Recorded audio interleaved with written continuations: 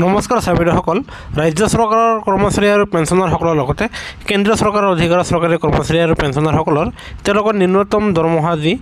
10,000 টকা তাৰ ঠাইত সেয়া বৃদ্ধি হৈ 32,500 টকা হ'বগৈ হয় চাবিৰসকল আপোনালোকে ঠিকেই শুনিছে কিয়নো আপোনাৰ যোৱা পৰহি কেন্দ্ৰীয় চৰকাৰে 50% পেঞ্চন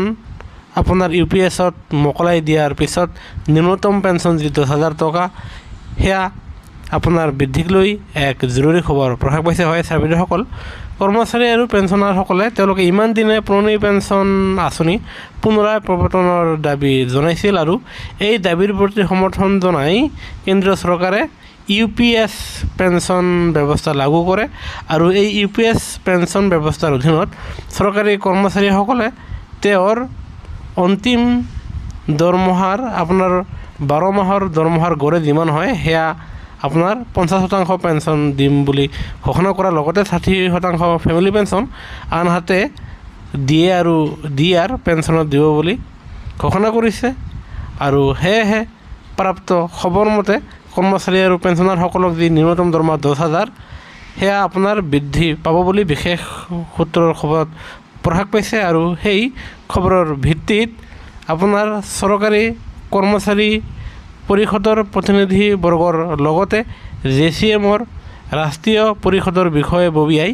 ন্যূনতম দৰমহা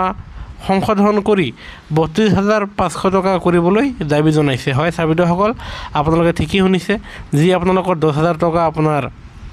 ন্যূনতম দৰমহা সেয়া বৰ্তমান সময়ত মূল্য বৃদ্ধিৰ সৈতে এককে নহয় 10,000 টকাকে এখন পৰিয়াল পোহপাল দিয়াটো আপোনাৰ খুবেই কষ্টকৰ অসম্ভৱ যাৰ ফলত JCF ৰাষ্ট্ৰীয় পৰিষদৰ বিষয়ববীয়াসকলৰ লগতে কৰ্মচাৰী পৰিষদৰ বিষয়ববীয়াসকলে কেন্দ্ৰীয় চৰকাৰক আপোনাৰ 32,500 টকা কৰিবলৈ আপোনাৰ অনুৰোধ জনাইছে আৰু লক্ষণীয় হ'ব চৰকাৰে ন্যূনতম পেঞ্চন 32,500 টকা কেতিয়া বৃদ্ধি কৰি তাৰ খবৰটো জনাব সেয়েহে কৰ্মচাৰী আৰু পেঞ্চনৰ প্ৰতিটো শেহতীয়া খবৰ পাবলৈ আপোনালোকে আমাৰ চেনেলটো নিশ্চয় লাইক এটা দি ছাবস্ক্ৰাইব কৰিবলৈ নাপাহৰিব ভিডিঅ'টো চাব ধন্যবাদ জয় অসম।